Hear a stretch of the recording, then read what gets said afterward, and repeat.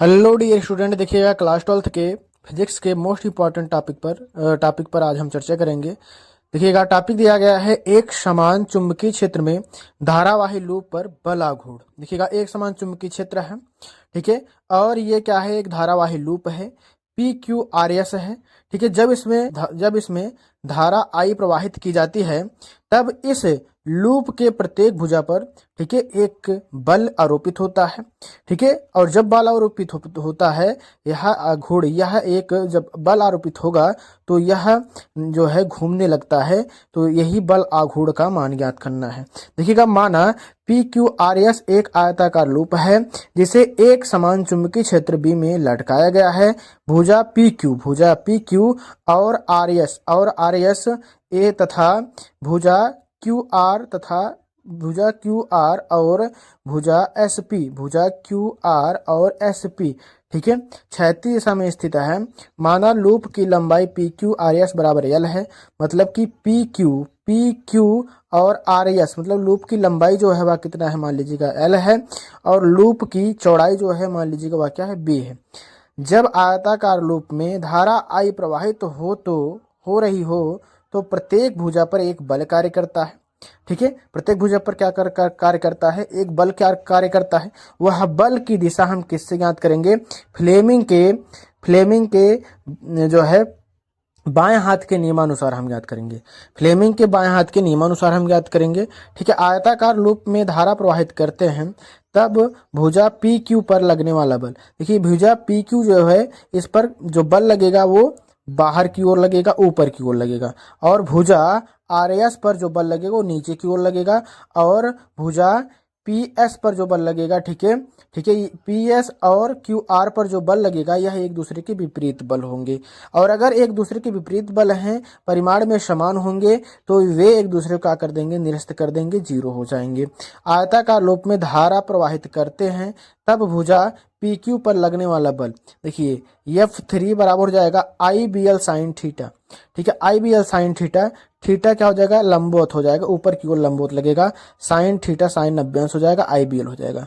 Sign 90 अंश का मान 1 होता है तो F3 बराबर हो जाएगा आई बी एल के। इसी प्रकार भुजा आर एस में लगने वाला बल जो होगा F4 इक्वल हो जाएगा आई बी एल साइन 90 अंश बराबर हो जाएगा आई बी एल का, ठीक है। अब देखिएगा यहाँ पर देखिए क्यू आर और पी एस क्या कर देंगे, इसमें बल लगेगा, दोनों विपरीत दिशा में बल लगेंगे।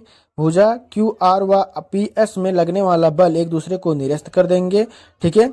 अतः धारावाही लूप पर बल आघूर्ण बराबर हो जाएगा एक बल गुणे दोनों बलों के बीच की दूरी। देखिए एक बल जो बल लग रहा है F3 F4 लग रहा है, समान बल लग रहे हैं, एक बल और उनके बीच की और उन दोनों बलों के बीच की दूरी, देखिएगा एक बल हो जाएगा, ठीक है, एक बल दोनों बलों के बीच की दूरी, एक बल क्या है आई बी एल, तो टाई इक्वल हो जाएगा आई बी एल। देखिएगा यहाँ पर पी पर भी आई बी एल बल लगेगा और एस पर भी क्या लगेगा, आई बी एल ही बल लगेगा, ठीक है, ऊपर की ओर, ये ऊपर की ओर लगेगा, ये नीचे की ओर लगेगा, ठीक है। अब देखिएगा यहाँ पर हम अगर देखिएगा ये बिंदु, इस बिंदु को अगर ओ मान लें तो देखिए ये जो पी एस होगा वह क्या हो जाएगा, पी हो जाएगा, पी एस होगा वह क्या हो जाएगा, बी हो जाएगा, ठीक है।